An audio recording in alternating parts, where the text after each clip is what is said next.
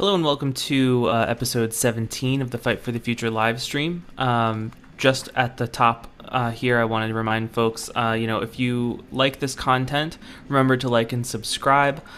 We are also on Spotify and Apple Podcasts, so if you want to listen to the audio-only version, you can find it there as well, and all of the relevant links are down below in the description. Today, we are joined by Evan Greer, who is the Deputy Director here at Fight for the Future. And in light of Pride Month, we thought it would be a good idea to review a host of tech issues that are affecting LGBTQ plus folks, especially trans women of color and sex workers. Evan recently published a Twitter thread detailing all of this. So if you want to take a deeper dive into this, or if you want to read more about it, I have linked that Twitter thread down in the description as well, so you can check it out there. But Evan, I thought it would be cool if you introduced yourself and gave us a general overview of how tech policy is impacting LGBTQ plus people. And then after, we can get into specifics about each of the topics. Cool. Yeah. Thanks, Joe. And hey, everyone. Happy Pride to the extent that you're celebrating. But yeah, I think there's like so many different ways in which this intersects with our work. And obviously for me, as, someone who works all the time on digital rights issues, but also is a trans person, I just think about this stuff a lot and think about how some of these tech policy battles that we're engaged in, whether it's on surveillance or policing, or whether it's related to freedom of expression, social media, big tech, has kind of specific impacts on my community and on the queer community at large. And I think what's particularly interesting about it is, and this is true, I think, for really all marginalized communities, but I think it's really apparent to me that for the queer and trans community, technology is such a double-edged sword. Right? There's a way in which the internet is like the single best fucking thing to ever happen for queer and trans folks, in the sense that, one of the biggest harms to us over the decades and years and centuries has been isolation and, not having access to community, especially for folks who live in rural areas or in less supportive communities. And so like having this technology that allows, queer kids, teenagers to just go on the internet and find tons of other people like them, find community, find support, is this enormous boon. And then at the same time, we see the ways that surveillance is being used in repressive countries to target the queer community. We've seen the ways that surveillance capitalist business models of companies like Facebook and YouTube can, promote harmful ideologies, can amplify transphobia, can enable harassment of our community, and also the ways that that kind of data harvesting model can really be weaponized to target marginalized people, including queer and trans folks. So it's, I think, and that's really true, right? Like if you look across the board, there's so many ways that technology is both a weapon and a tool for the liberation of marginalized people, but also can be weaponized against us. And I think, just looking at it in Pride Month through that lens for specifically queer and trans folks, I think kind of gives us some insight into why these battles are so important, taking them a little bit out of the theoretical and into what does this really mean for this next generation of queer and trans folks growing up? And the battles that we fight are going to impact what their world looks like. And, as a trans person and a parent, and, I think about that stuff. It keeps me up at night. Can you give us, so this is a big one, can you give us some details on how facial recognition impacts LGBTQ plus, and can you touch on gender recognition a little bit? Yeah, totally. I feel like this is a good one to start with because it's just so obvious, right? For anyone who's been watching or listening to the podcast for a while has certainly heard Caitlin or others on our team come on and talk about facial recognition. That's obviously one of our top issues right now. And we've talked a lot about how racism and racial bias is baked into facial recognition algorithms in ways that automate and exacerbate existing forms of discrimination, particularly within the criminal justice system when it's being used by police and law enforcement, but also within private institutions as well. You can imagine a student of color getting locked out of their dorm room because the facial recognition algorithm doesn't recognize them. All of those issues are also true for gender. So we know that current facial recognition algorithms exhibit systemic gender bias the same way that they exhibit systemic racial bias. That means that anyone who doesn't look like you, Joe, no offense, is less likely to be correctly identified by the algorithm. And then, of course, for trans folks who may have had drastic changes in their appearance from, say, the photo on their government ID, or even just over the course of, say, again, using that same example of a student, perhaps if they transition their gender presentation in a significant way over the course of a year, that facial recognition algorithm that they're using to try and get into their dorm room might not work on them anymore, which could lead to any number of uncomfortable or even potentially dangerous situations. We also know that facial recognition, again, is sort of has these societal biases baked into it. So for example, facial recognition algorithms are likely to misidentify Black women as cis men because they are kind of basing their gender recognition algorithms on these white supremacist, traditional binary definitions of like what makes someone a man or a woman based on looking at their face. And really, all of this kind of ties back to phrenology and other forms of pseudoscience that, you know, are based in this idea that we can infer things about people based on like the size of their nose or how far apart their eyes are. And really, those are all based on these discriminatory assumptions and essentialist assumptions that sort of run against what is a growing scientific and social consensus of, you know, sort of there being a much broader spectrum of expression of gender, et cetera. So there's very concrete ways in which facial recognition specifically can harm our community kind of algorithmically. But I think it's actually really important to focus beyond that because those, you know, those issues sort of can be fixed computationally. They probably will be over time. But really what I see as the primary harm is just that we know that especially trans women of color, especially Black trans women, are, you know, face enormous levels of job and housing discrimination. That means that many folks are working in fields that are criminalized, whether that's sex work or selling drugs or involved in other types of activities that are being over-policed, over-criminalized, rather than, you know, handled in a human rights, through a human rights framework. And so technology like facial recognition just contributes to that criminalization and makes it easier than ever to kind of crack down on populations that are already being over-policed. And I think it's really important now that we're kicking off Pride Month to remember that Pride emerged from a movement against police surveillance and violence toward queer and trans communities. Now, back 50 plus years ago, that surveillance was basically cops showing up at queer bars, conducting raids, watching us, things like that. But you can draw a direct line from that to some of what we see happening now, where, you know, for example, casinos are starting to use facial recognition to track, you know, known sex workers operating in the area, things like that, that then lead to, again, you know, more queer and trans people in prison, more queer and trans people losing their jobs, more queer and trans people being harmed. The last thing I'll say there, and sorry, Joe, I know I'm like talking and talking, but I'll kick it back to you in a sec. But I always like to talk about facial recognition and surveillance generally in this context, because I think it's so easy to think about it theoretically, like this theoretical idea of privacy and like, what do we have to hide? But for me, opposing surveillance is not about what we have to hide. It's about our ability to be ourselves and our ability to evolve as a society. If the US government had ubiquitous facial recognition technology 60, 70 years ago, when homosexuality was still criminalized, actively criminalized in most states in the US, it's hard to imagine the LGBTQ rights movement ever forming in its current form if the organizers could have been easily tracked and arrested, right? People met in secret in people's basements, in restaurants and cafeterias to form what turned into a movement that has dramatically shifted societal attitudes and laws toward our community over the last number of decades.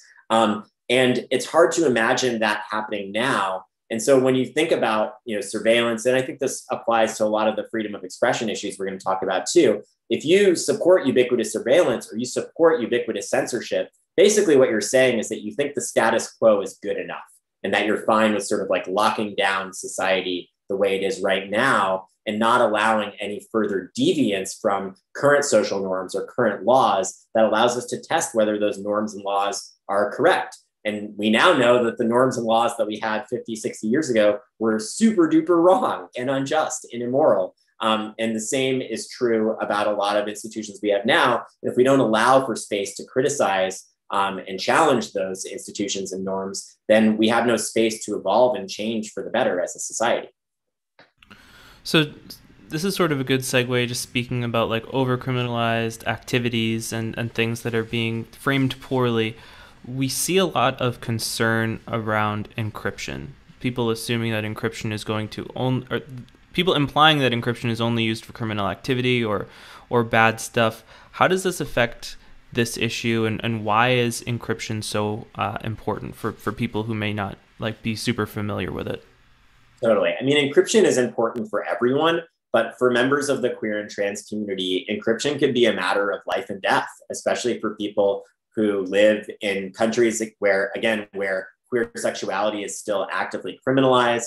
There are places in the world where you can be put to death for being openly queer, but people are using encrypted messaging apps like Telegram, like Signal, et cetera, to communicate with other queer and trans people in their area, to still have some sense of community, especially over the last year with the pandemic, where it's been harder to meet in person. People have really turned to the internet as a place to find support, find community. And in a lot of places, that encryption, as encrypted messaging apps and encrypted communities, are the only way to do that safely. And I think it's really important, especially as we've seen some backsliding, even from progressives, where there's this increasing narrative of, oh, well, people are using the internet to do bad things, including encrypted messaging apps like Telegram, where there is a concentration of terrible, awful people, many of whom are launching attacks on the queer and trans community. But I think it's so important to recognize that, like, if you just blow up Telegram, like legislatively, yes, you might like deny that space to those neo-Nazis or folks who are using it for that, but you're also denying that space to marginalized communities, particularly in repressive countries that are using those encrypted spaces to meet safely. And the neo-Nazis are just going to go somewhere else. And so in the end, you're really actually just harming the marginalized communities that people claim they're trying to protect. And so I think that's really important. We've seen there's been these disingenuous attacks from law enforcement over the years, demanding backdoors in encryption technology.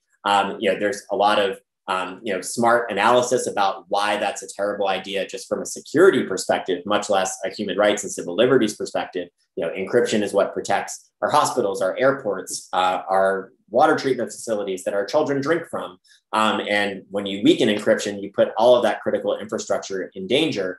But again, coming back to from an individual level, for a lot of people, being able to communicate privately and securely is not just a nice thing to have, or something that makes them feel peace of mind. It literally is something that is necessary for their physical or emotional safety. And so I think it's so important that we recognize that when we talk about encryption.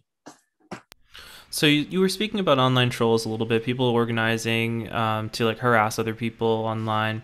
It seems like, and this is something you touched on in your thread as well, that in the last few years, the right has tried to co-opt the idea of free speech as an issue. How can the left reframe it in a positive light and just sort of, because we're seeing lots of calls for censorship across the board, how does the left reclaim free speech as like a positive issue, something that people aren't afraid of and is actually like a social value? Yeah, totally. And I think it's important that we try and think about these things as being beyond left and right, and being about, do you support authoritarianism or do you support people's ability to be themselves and to express themselves freely? And if you truly support people's ability to express themselves freely, then that means fighting for a world where people can express themselves and still be safe, right? And I think that's why it's so frustrating to me to see, especially, elements of the far right co-opting this framework of free speech when they're the ones that have spent decades making it unsafe for many marginalized people to speak freely, right? There's a lot of places, not just around the world, but here in the US, where being out as a queer or trans person can subject you to physical violence, right? How can someone speak freely if they know that doing so could get them killed or fired from their job or kicked out of their apartment? right? So I think it's so important that we recognize those structural barriers to freedom of speech and freedom of expression. Because again, especially when you look in Congress, a lot of the politicians, Republican Party, especially who are out there claiming to be the bearers of free speech, have spent the last 2 decades trying to get porn censored from the internet, trying to crack down on expressions of queer sexuality, trying to crack down on actual free speech. And so I just think it's so important that we don't allow those forces to co-opt this frame. And really, whatever your politics are, Joe, you know me, I have that kind of civil libertarian bent. I have a strong critique of kind of both government and corporate power and its ability to limit our freedom to express ourselves. But I think it's so important that we not allow politicians of either party to kind of approach that in a disingenuous manner. And I think it's important that we look both at kind of the norms and the language that we use, but also at policy itself. And maybe we can get into talking a little bit about Section 230 and some of those kind of nuanced things there. But I guess at a high level, what I'd say is if you're on the left, if you're progressive, if you consider yourself someone who's standing up for marginalized people who have been historically discriminated against, I would ask you to think critically about not just about the harm that can be done to communities by bad content on the internet, but also the harm that is done to communities when our voices are silenced. And I think if we recognize that, and we can have real conversations about things like content moderation and what is the appropriate balance, but those conversations are incomplete if we're not considering the harm done by censorship as well as the harm done by not censoring things, right? Like we need to have a real conversation about that. And if you're only ever talking about why won't Facebook remove this content faster and more of it, you're missing a huge piece of the conversation, which is the content that they are removing and the harm that that's doing to marginalized communities who are trying to have our voices heard or trying to find community online. So you mentioned Section 230. I think it would be good to jump into that a little bit. Can you sort of give an overview of Section 230 and touch on Sesta Fosta and how it's putting people's lives at risk? Yeah, for sure. So, at a high level, I want to just start by saying that Section 230 is one of the most important laws that is protecting human rights and freedom of expression in the digital age. It's also one of the most misunderstood laws out there, next to like HIPAA and I don't know, pick another one. But, it's been seriously misunderstood and maligned over the last couple of years, where we've had, both Trump and Biden calling for it to be repealed entirely, which would be absolutely ridiculous. We've had politicians, both Democrats and Republicans, introducing legislation that would sort of chip away at it or poke holes in it, mostly in ways that would fail to actually address any of the real problems with big tech social media companies, but in the process trample human rights and freedom of expression for marginalized people. So just to give a quick kind of overview, people sort of understand Section 230 as liability protection for companies. Technically, from a legal perspective, that's true. But really what Section 230 is a protection for users. For all of you out there who are watching, whether you're posting videos or engaging in a comment section or watching streamers or whatever it is that you're doing, Section 230 is essentially the law that allows all user-generated content on the internet. Without it, the internet would basically be more like cable TV, where the only voices that you can hear, the only content that you can see is content that's been produced by a corporation, backed by some money, run through a legal department, vetted, sanitized, and basically you get to see the stuff that a platform is relatively certain is not going to get them sued, which is a pretty narrow range of content. Again, you get sort of like daytime cable TV or like Disney, just like the most kind of mellow, sanitized content. Whereas Section 230 is what allows for anything that could be remotely controversial to be hosted on a platform, whether that's a video of police violence or a queer person expressing their sexuality in a way that maybe is going to make someone else uncomfortable. That is enabled and allowed by the existence of Section 230. And what we know is that the last major change to Section 230, Sesta Fosta, which was a piece of legislation that claimed to address sex trafficking, actually ended up harming the very community that they claimed they were trying to protect. It basically forced people off of web platforms where they had some relative amount of control, ability to operate safely, and back into the street where they have so much less control over their work environment, a lot less safety. And we saw a huge crackdown on just LGBTQ related adult content that may or may not have been actual sex work, but where people are just expressing themselves online. Tumblr, for example, shut down all adult content across their platform rather than open themselves up to potential liability under SESTA FOSTA.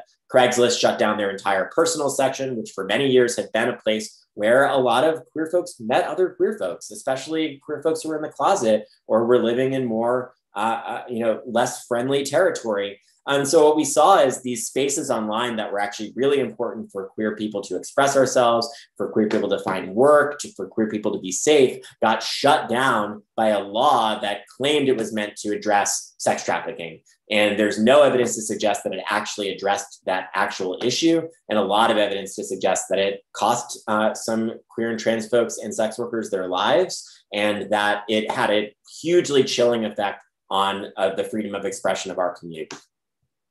So speaking of that, speaking of freedom of expression and censorship, one thing that you covered is like mass calls for censorship, and we spoke about that a little bit. And also, I think this is a related topic, but DMCA takedowns and just like very like copyright maximalist platforms and things. Can you discuss a little bit about how mass calls for censorship affect things, the DMCA affects things, and copyright maximalism impacts all of this stuff? Yeah, totally. I mean, I think, again, I sort of covered this before, but I think we can and should have reasonable conversations about content moderation and, where it should be done and how it should be done.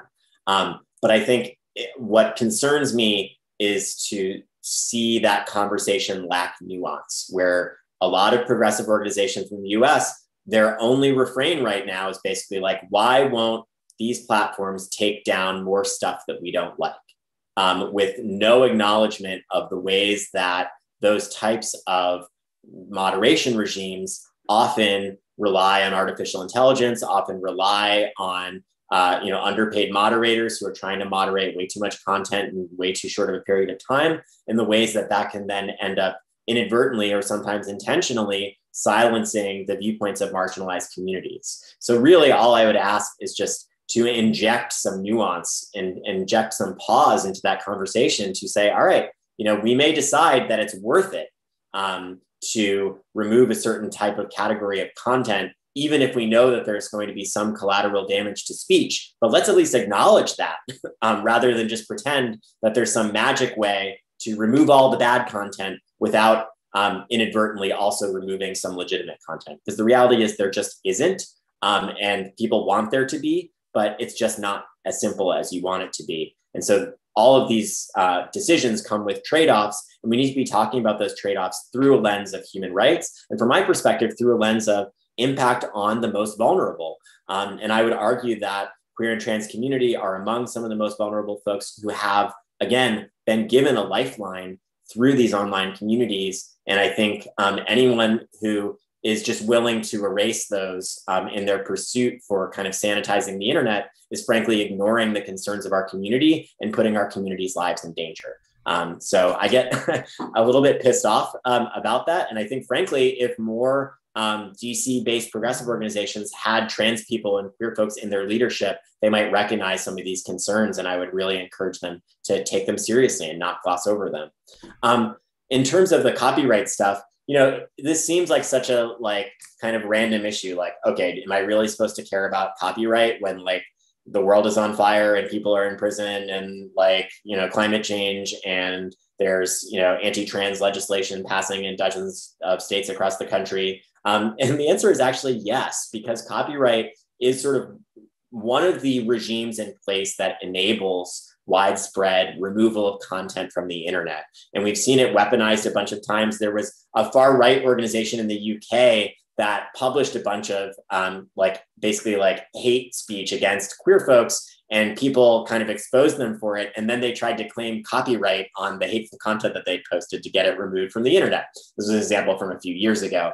But we've seen basically, I think the biggest impact on this is that streaming and sort of this new mode of online communication is hugely popular for young folks, and particularly for young queer and trans folks who found this like really amazing way to have an audience. This is sort of the new generation of content creators, of kind of leaders of our community who are finding this big audience online. And they're the ones that are being impacted by having their video demonetized or taken down because they had some music playing in the background. Some folks out there know that, I am a musician. I made a living as a musician for more than a decade. I care a lot about musicians and artists being fairly compensated for their labor. Having somebody else's video game stream taken down because my song was playing in the background does not benefit me as an artist, does not benefit that person. The only thing that benefits is like corporations like Disney or other big content companies that are essentially profiting off of false scarcity and restriction of content online. The internet could be a place that's essentially a universal library of human knowledge and creativity, and a place that ensures that artists and creators and authors and writers and musicians are fairly compensated for our labor. But ever expanding copyright maximalism enforcement is not the way to get there. And we need to look at alternatives and start considering them in a more serious way. How does the App Store monopoly come into all of this? We've been, talking about that a lot on our socials and stuff, but Apple having this massive monopoly on how you can install software and where you can get that software from has been a huge issue recently. Can you touch on that a little bit? Yeah, for sure. And I think this is really important because Apple is, and maybe we should have started with this, but obviously I have another Twitter thread that I've got out there right now that's just sort of jokingly calling out all of the various corporations that are like plastering rainbows all over their social media right now, while engaging in practices that are actually really harmful for our communities. I think my favorite one was fucking Raytheon. Am I allowed to swear on our podcast, Joe? Probably yeah, sure, not. Whatever. I feel like my favorite one was Raytheon, who literally are just making missiles to bomb people, and they're like, "Here's our rainbow flag!" Yay! That was my joke. Our Tomahawk missiles don't discriminate. Yeah, we can touch on pinkwashing a little bit before App Store, because that's a question that I had and I was very interested to get your take on. Well, yeah, or we can kind of weave them together, because I feel like Apple is a company that really specifically kind of panders to the LGBTQ community. But Tim Cook is an out gay man. And they really try and posture as a company that's super friendly to our community. But what's really clear is that the App Store monopoly, Apple refusing to allow people to sideload apps onto their phone. You can only install software on your iPhone if it comes through the App Store. And the App Store is incredibly restrictive. I mean, one of the biggest restrictions in the App Store is they don't allow porn or any adult content, which can be defined in a really broad way to shut down a lot of just LGBTQ content that is sexual in nature, but perhaps not porn. Things get rejected from the App Store left and right. It also creates a choke point for governments. And we're actually doing some research on this right now with an organization that we work with. But what we know is that even just if you do a quick search in the App Store, for example, in the US versus the App Store in China versus the App Store in Turkey, you start to notice these patterns where countries that criminalize queerness and sexuality, there's a lot less apps available in the App Store for LGBTQ folks. Now, there's various different reasons why that might be, but what we know is that if a government goes to Apple and says, remove these apps from your App Store, you're not allowed to host them in our country, and Apple does it, that means that app is unavailable for any iPhone user in that country, because there's no other way to install software on your phone other than through the App Store. That choke point is basically enabling government crackdowns on LGBTQ folks around the world. And Apple is complicit in that while they're changing their logo and, waving the rainbow flag and touting all of their support for their queer employees. They're actively contributing to government censorship and crackdowns of LGBTQ folks around the world. In what ways are other big tech companies doing things similar to what you're outlining with Apple? Like, is Facebook doing this? Is Twitter doing this? Is this stuff happening on YouTube? Like, can you give any other examples of companies that are very publicly facing pro LGBT that are just doing stuff that is totally unproductive? All of them. Yeah. But yeah, I mean, I think so. One thing that's popped up recently is, and this kind of goes back to the content moderation conversation, but we know that, for example, like Facebook has claimed that they don't allow queer conversion therapy content. But a recent study showed that in a bunch of countries, they do allow it. Basically, they just kind of keep it hidden in countries where they might face more backlash for that. So that's sort of an example where we see companies making content moderation decisions, not so much based on an actual human rights framework or through an actual like kind of ethical,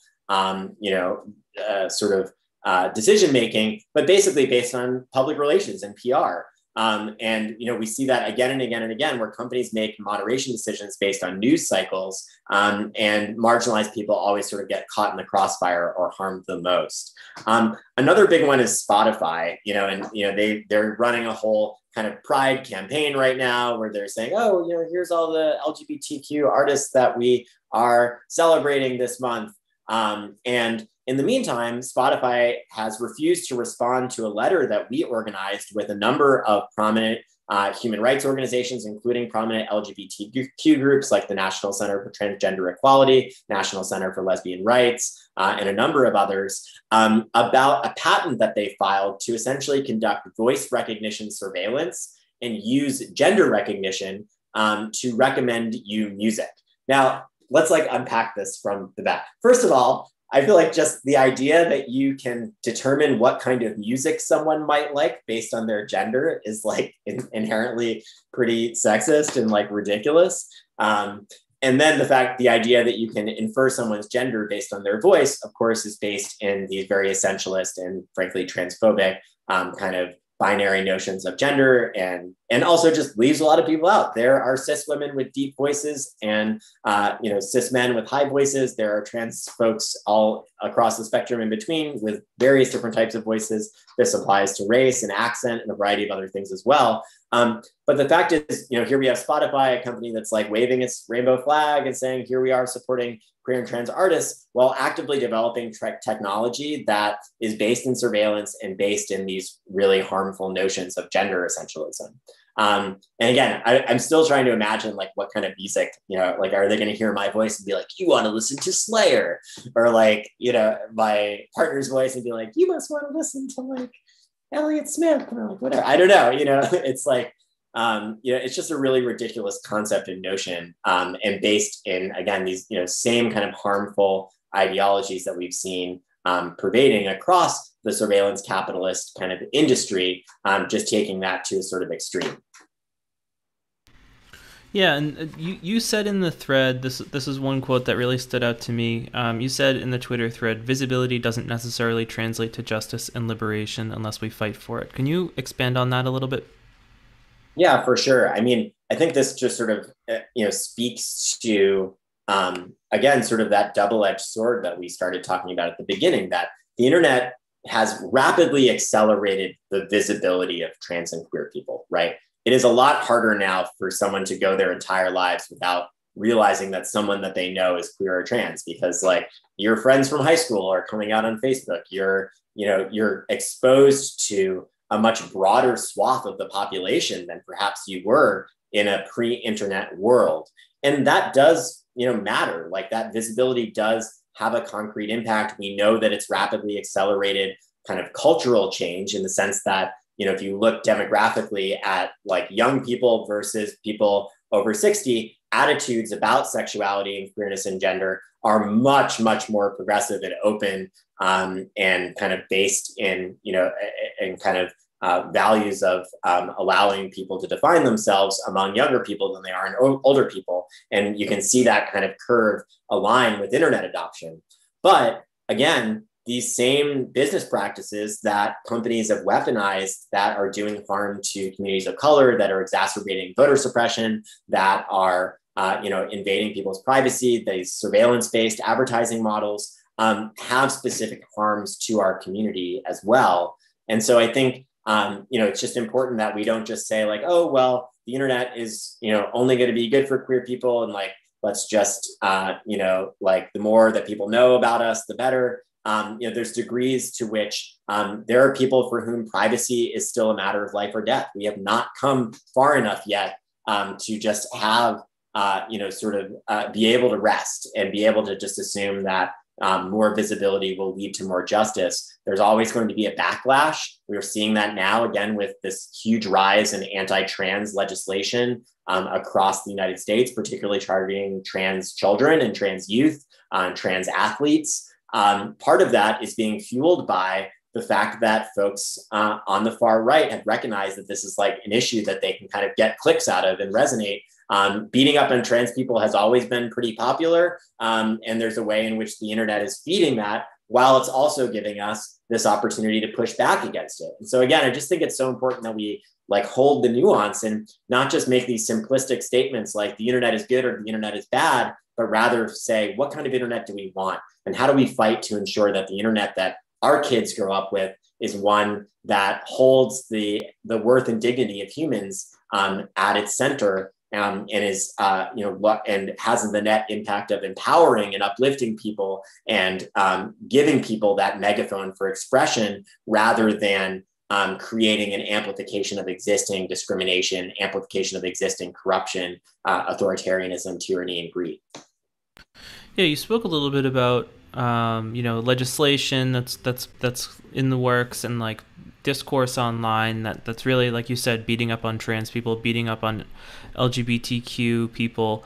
Can you explain a little bit the role of the algorithm and how that plays into this, and how that allows the spread of this this online discourse, and what possible solutions have presented themselves in the last like few years, or just looking forward, what ways we could somehow avert like this situation?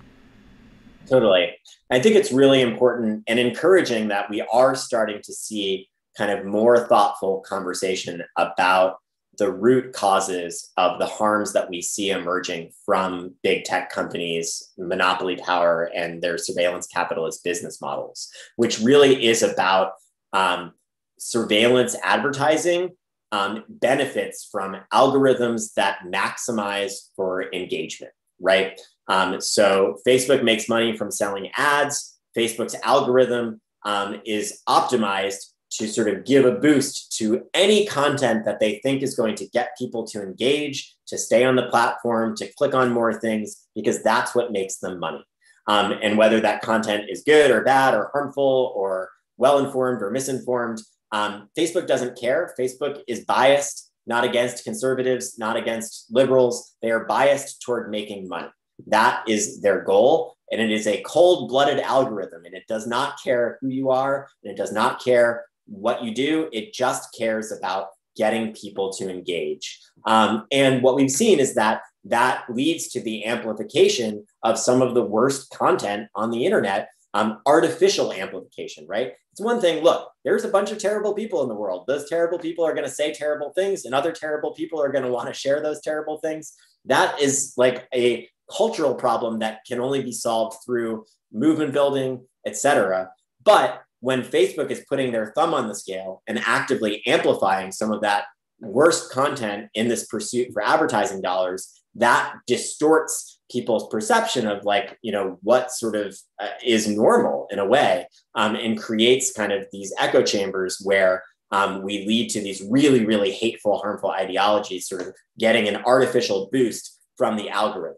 And I think a lot of the harm that people ascribe to speech, which is driving this sort of surge in calls for censorship from both the left and the right, is actually less about speech and more about the mechanics of these platforms that are artificially amplifying certain types of speech while also suppressing other speech. And I think that's really important, because there's been a lot of conversation about algorithmic amplification, but I think we need to be just as concerned about algorithmic suppression, where we see Facebook's algorithm is also being like, oh, when Timmy posts his post about being gay and his uncle posts a bunch of hate speech in the comments, then Timmy's friends don't want to see that and they like turn off of the platform.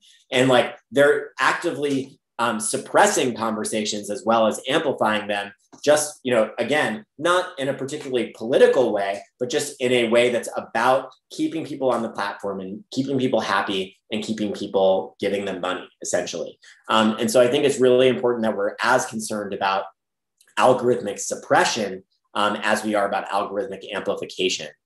Because again, you know, Facebook is not a message board. It is not a place where people can say what they want. Facebook is a highly curated TV program, essentially. But the algorithm is what's curating what you see rather than, you know, a TV producer. But in the end, Facebook is becoming more like TV and less like the internet. And it's really important that we don't allow companies like Facebook to convince us that that's what the internet is or should be.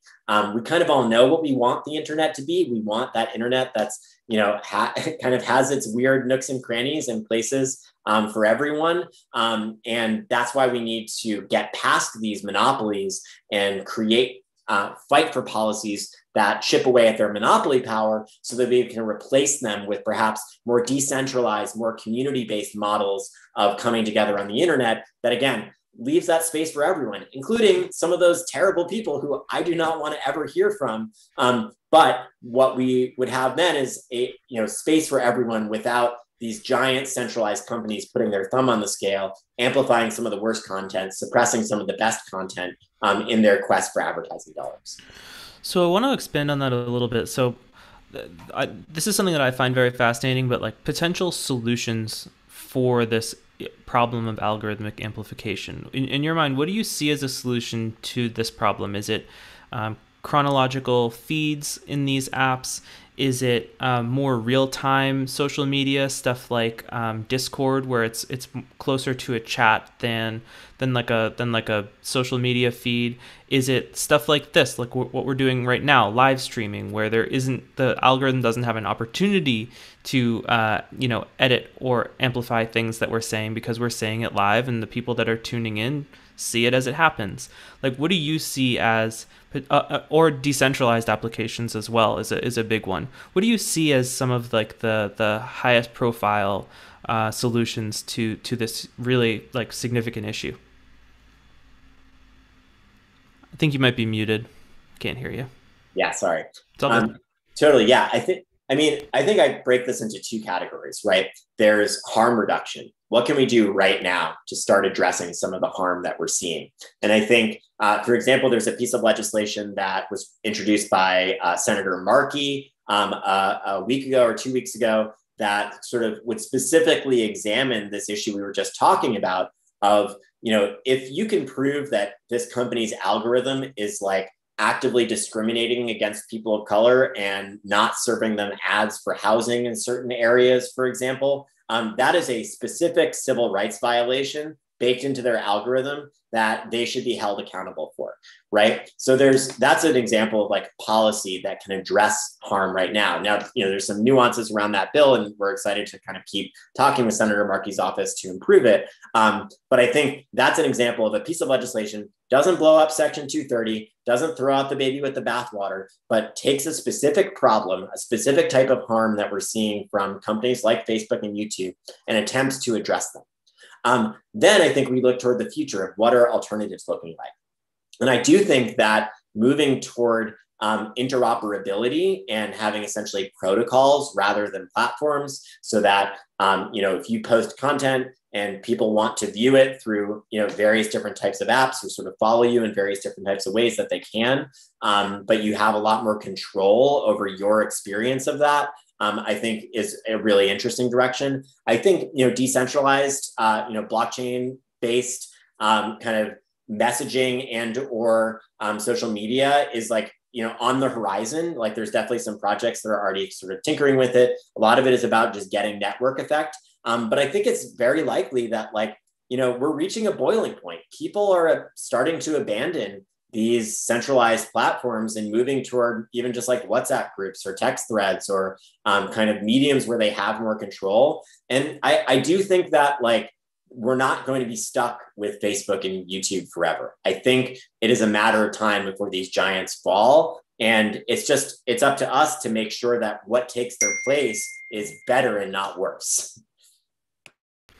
So we're nearing the end of this episode here, but is there anything? Okay, so first of all, is there anything that you'd like to say before we conclude? Are there any resources you'd like to point people towards, where they can take action on any of these topics? Like, in closing, what would you like to say? Yeah, for sure. I mean, I would say the most actionable thing through this is the stuff around Section 230, because there's increasingly misguided attacks on Section 230, including from progressives, from Democrats, from Republicans. And I would just implore everyone listening to educate themselves about Section 230, to read the perspectives of queer and trans folks, and particularly sex workers who have direct experience being harmed by changes to Section 230, and to speak out on that issue. So I think our main action page there is saveonlinefreespeech.org, so folks can go there to take action. And then beyond that, I think just amplifying some of this, go retweet the Twitter thread. Re-up some of this content. There's a sign-on letter to Spotify for the patent that we mentioned, stopspotifysurveillance.org, that folks can go check out. But I think, try and start these conversations in communities. I think another thing here is just that mainstream LGBTQ rights organizations are not prioritizing these issues. They're kind of behind the ball on a lot of the stuff. They're still focused on marriage and the military and this and that and the other thing. Surveillance is an issue that affects the queer community. Censorship is an issue that affects the queer community. And so we need to hold the institutions that claim that they're fighting for our community accountable, and demand that they prioritize these issues and take a stand on them. Every LGBTQ rights organization in the country should be endorsing the legislation for banning facial recognition in law enforcement. And if they haven't, call them, contact them, tell them that they need to prioritize this. That's what's going to help make the sea change. Well, thank you for joining me today. This was a super interesting conversation, and thank you for all the people that tuned in and checked it out. All the relevant links are below in the description, and I'll make sure to add the one that you just mentioned as well. If you like this content, please remember to like this video, subscribe to the channel, click the bell for notifications so that you get notified when we go live in the future. We're on Spotify and Apple Podcasts, and we also have our RSS feed available in the description as well. So if you have a different podcasting app, you can plug that URL in pretty easily. That's all we have for this week. Evan, again, thank you very much for joining. It was super interesting, and we will see everyone next week. We're Fridays at 1 p.m., and we do this every week. So see everyone next time. Thanks, Joe. Happy Pride, everyone. Bye.